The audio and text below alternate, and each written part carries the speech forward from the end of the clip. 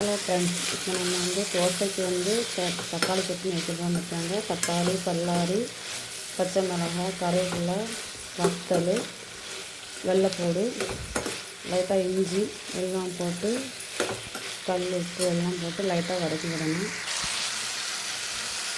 கல் உப்பு போடணும். கல் உப்பு போட்டு அவங்க தக்காளி கொஞ்சம் சீக்கிரம் மசி வெந்திரம் வைக்குவாங்க.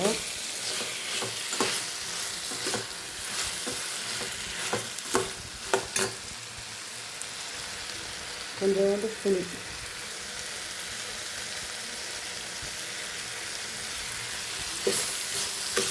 புளிப்பு உரப்பு எல்லாம் இருந்தாலும் தக்காளி சட்னி நல்லாயிருக்கும் வச்சாங்க. தோசைக்கு சூப்பராக இருக்கும். இந்த மாதிரி நீங்களும் செஞ்சு பாருங்கள், நல்லாயிருக்கும் வச்சாங்க. சுட சுட தோசை சுட்டு சூடாக டீ போட்டு வச்சு சாப்பிட்டா சூப்பராக இருக்கும். சீரகம் வாசத்துக்கு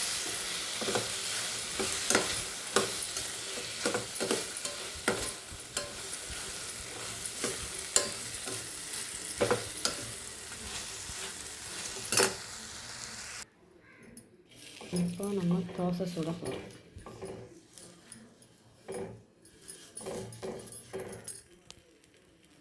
தோசைக்கல் சூடாக நமக்கு ஒட்டு தான் வாங்கினாது கல்லாரி எடுத்து வச்சு நல்லா எண்ணெய் வச்சு அவங்க தோசை ஒட்டாமல் வரும்.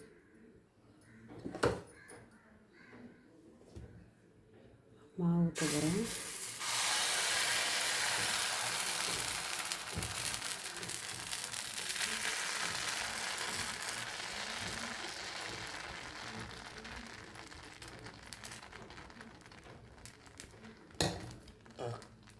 தோசை ஊற்றியாச்சு. இப்போ தக்காளி பல்லாரி ஆற வச்சுருக்கு. இதை மிக்ஸி ஜாரில் போட்டு அடித்து எடுத்து வரணும்.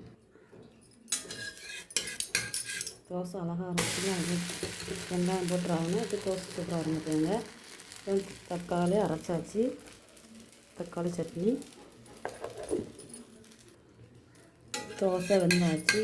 தோசை எடுத்தாச்சு.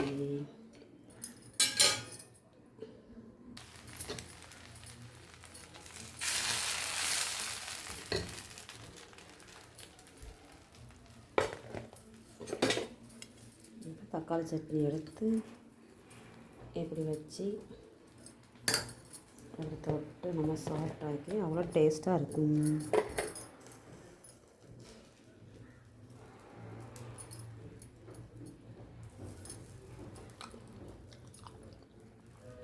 சூப்பராக இருக்கும். நீங்களும் இந்த மாதிரி செஞ்சு சாப்பிடுங்க. நல்லா உரப்பாக வச்சுருக்கு.